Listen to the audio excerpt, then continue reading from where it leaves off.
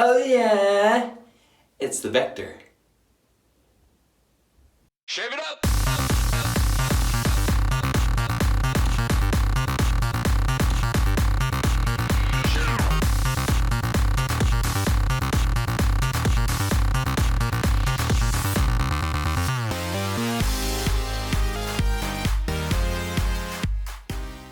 Hey everybody, I don't know what got into me just then.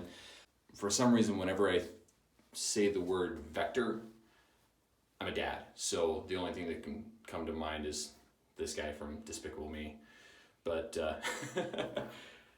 talking about the Blackland Razors Vector today, this beautiful piece of work. So, Shane at Blackland Razors was nice enough to send me a production model of the Vector and ask me to try it out and give him my thoughts. And I was happy to do so. Been using this razor. I've now shaved with it 4 times. So it's not just a first impressions kind of review. This is an in-depth review. I've used it several times with different soaps, different brushes, and under different circumstances, and I'm sharing my thoughts about it. So let's go ahead and get into it, all right? Any of you, if you have watched my videos or a razor review of mine, then you'll know that I grade razors on 4 things: design, efficiency, price, and a very subjective one called cool factor. Okay, so first, design. All right, this razor is made out of stainless steel and used a very clever design feature that I think is just brilliant. So in true Blackland Razors fashion, he's come up with a new way to do things. If you remember, on the Saber, he came up with a really cool way to attach the head, which was to turn or make the center post narrow like that, so you can get the threads on, but it'll still just go through the blade and save space. He's done the same thing with a Feather Artist Club razor, but instead of having it perpendicular to the shaving surface, parallel to the shaving surface. So same concept, you can still get any standard razor handle on there, but the hand are so cool looking, I don't know why you would use a different one, but same thing. Now, looking at the way that it comes together, I'll show you a little bit here. I don't have a blade in it right now, but I'll show you how the blade loads. Okay, this is the same blade I've been using for the last few shaves, so forgive me if it's not 100% right on. But, whoa, only when I'm recording. That's the first time I've dropped the blade trying to do this, but normally I'll load the blade with the head sitting on the counter. So, just loads very simply, just like that. Holds really well between the 2 posts, and then the base plate goes on. Just like that. Easy peasy. Like I said, I recommend loading it on the counter. Loading it midair, not the easiest way to do it, or I'm just trying to show you on camera. So then the blade loads in there, and you can see the blade gap is not significant, but still, since it's a Feather Artist Club blade, great rigidity to the blade and great sharpness, and so you still get a great shave even though it's not a terribly aggressive razor. The blade the blade came off there. Okay. I want to demonstrate a couple other things, so I'll take the blade out. Long story short, for design, I thought this was an incredibly ingenious design. Most single edge razors of this type have huge bulky heads. Like the Mongoose was enormous and really heavy unless you got an aluminum one. Same kind of thing with, while I liked it, the General was very big and very heavy, especially the brass model. But this is stainless steel, and just the profile size of it is just awesome. Especially as a head shaver, it makes it so that I can maneuver very easily, especially behind the ears and in hairy places like that. So, love the design on this. I give it a 9.9. The only reason I knocked off that 0.1, and it's a really nitpicky reason, okay?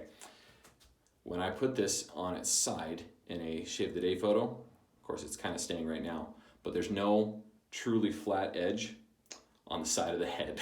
and so it rolls. Like I can't get it to stand up on its side for a shave of the day picture. Like I said, terribly nitpicky, but whatever. That's just me. Okay, so 9.9 for design. For efficiency, I give it a 10 because I can't come up with a way that I would improve on it. I honestly can't. And this razor in particular, like I said, I haven't been a fan of the Feather Artist Club style SEs because of the general size of the heads. It makes it cumbersome and difficult for me, especially on my neck or on my head. Okay. The efficiency of this razor and ease of use reminds me of a Schick injector. Okay. Schick injectors can be a little bit hard to find because they don't make them anymore. Blades are easy to find, but this is a very intuitive razor, especially as a head shaver. Very intuitive. Same thing with this. Okay, there was no looking for the angle. There was no nothing. It was just set on my face and go, or set on my head and go. There's no blade in this. I took that out, but just go. I can be quick, and I don't think I've gone this long shaving my head as consistently as I have without nicking my head. Seriously, it's just boom, boom, boom, boom, boom, and I'm done. It's that easy and that quick. Efficiency, I give it a 10. It's easy to use. It is efficient. But not so aggressive that I can't use it every day. I have been using it every day for the past 4 or 5 days, and it's fantastic. I have no qualms about it whatsoever as far as efficiency is concerned. Price, I gave it an 8. So, reason being, Blackland Razors has incredible quality and very high standards for manufacturing and great customer service as well. I mean, they have a 30-day, no questions asked warranty or guarantee on it. So if you don't like it for whatever reason, send it back. Within 30 days, you'll get your money back, no questions asked. The price on this razor is $195. For a lot of people, that's going to be steep. And so that's the biggest reason I knocked it down. It's just that I'm sure it's expensive. But like anything that's well made, you get what you pay for. I mean, there's a lot of work and a lot of design that went into this, and it is a great product. Having used it now, I can say that I would definitely justify saving up a little bit of money to get the razor because of how efficiently it shaves for me. I know that this will be a very frequent shaver for me. Very frequent. The fact that it uses the feather style blades, which last longer. Yes, they are more expensive, but they last longer. I mean, I'm on 5 shaves with this blade, and I know it's got plenty of life left in it. I've heard of people getting 20 shaves out of a Feather Artist Club blade. I don't expect that for me because I also shave my head, so I'm thinking probably 10 shaves of blade, but that's still great. And yeah, so anyway, I give it an 8 for price. I wish it could be cheaper, but I understand why it is that price.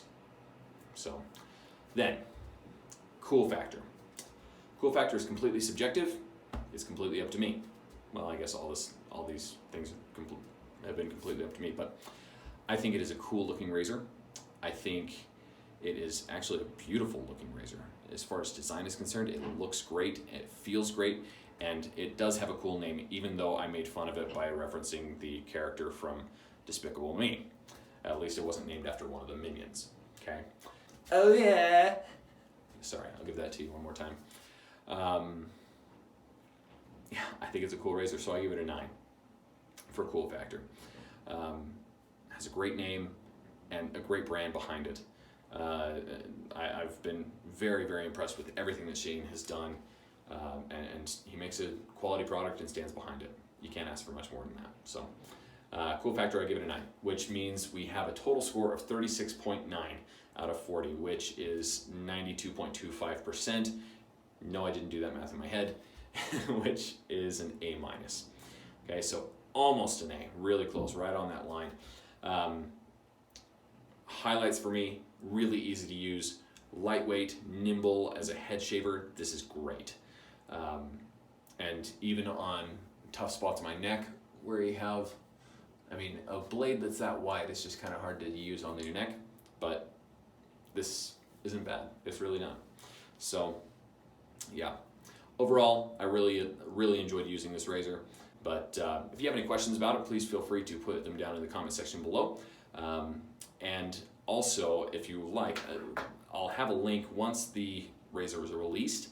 I'll put a link to the actual page in the description down below.